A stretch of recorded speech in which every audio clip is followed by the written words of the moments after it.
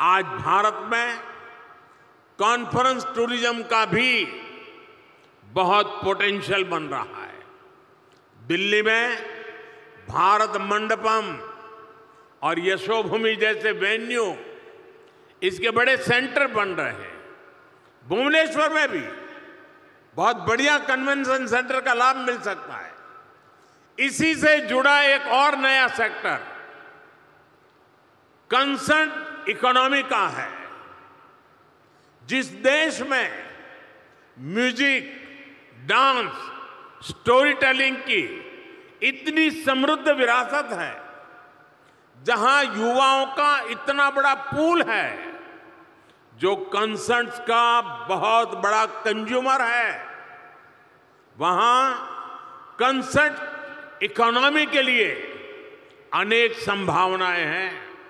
1990 সালের পর থেকে অর্থনীতির দ্বার বিশ্বের কাছে উন্মুক্ত হওয়ার পরে ক্রমশ নতুন নতুন শব্দবন্ধ বিভিন্ন বিষয়ে প্রবেশ করছে। অর্থনীতির ক্ষেত্রে এসেছে, কম্পিউটারের ক্ষেত্রে এসেছে, বাণিজ্যের ক্ষেত্রে এসেছে, নানান দিকে আমরা নতুন নতুন শব্দ পাচ্ছি। এমনিভাবে একটি নতুন শব্দবন্ধ, সেটা আমাদের প্রধানমন্ত্রীর মুখ থেকে এলো, কনসার্ট ইকোনমি। কনসার্ট ইকোনমি ব্যাপারটা কি? কদিন আগে ভারতে এসেছিল একটা ব্রিটিশ ব্যান্ড কোল্ড প্লে। সেই কোল্ড প্লে একটা অনুষ্ঠান করার জন্য এখানে এসেছিল।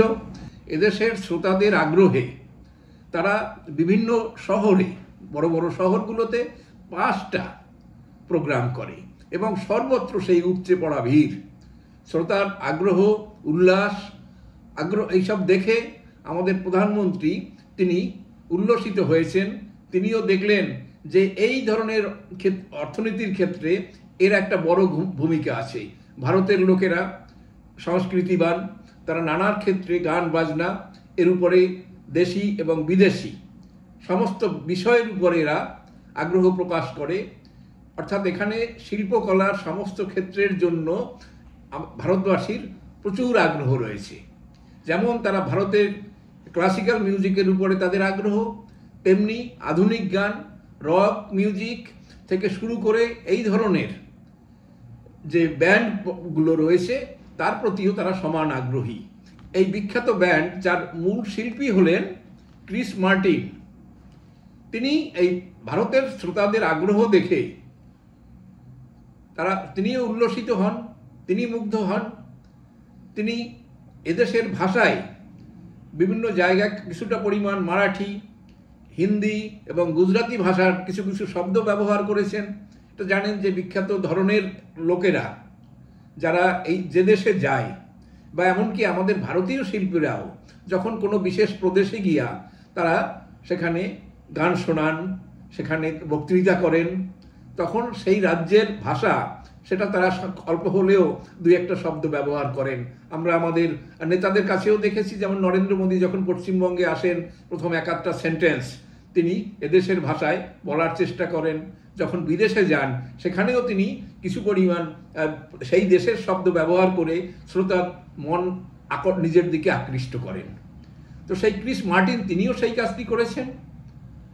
ফলে দেশের লোকেরা ভয়ানক খুশি, তাদের এক ধরনের উন্মাদনা, তাদের মুগ্ধ হওয়া, তাদের উল্লসিত হওয়া, এই দেখে আমাদের প্রধানমন্ত্রী তিনি উড়িষ্যাতে একটা প্রোগ্রাম করেছেন। সেখানে উৎকর্ষ উড়িষ্যা, তার ফর্মাল নাম ছিল মেক ইন উড়িষ্যা কনক্লেভ 2025। সেই প্রোগ্রামে তিনি এই বিষয়ের উল্লেখ করেন এবং মনে করেছেন যে ভারতে এর বিপুল সম্ভাবনা রয়েছে এবং অর্থনীতির ক্ষেত্রেও প্রভাব বিস্তার করতে পারে। কিভাবে পারে? যে এই অনুষ্ঠানের আয়োজন করার জন্য যে টিকিট বিক্রি, সেখান থেকে প্রচুর টাকা ওঠে।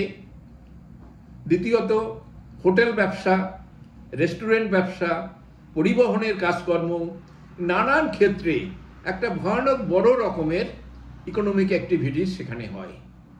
এবং সবাই জানে এখন যে অর্থনীতিতে টাকাকে বসিয়ে রাখার চাইতে তাকে কোনো না কোনোভাবে কাজে লাগালে দেশের জিডিপি যেমন সংযোজন হয়, ঠিক তেমনিভাবে সেই টাকার থেকে নানান ক্ষেত্রে ইনকাম ছড়িয়ে যায়।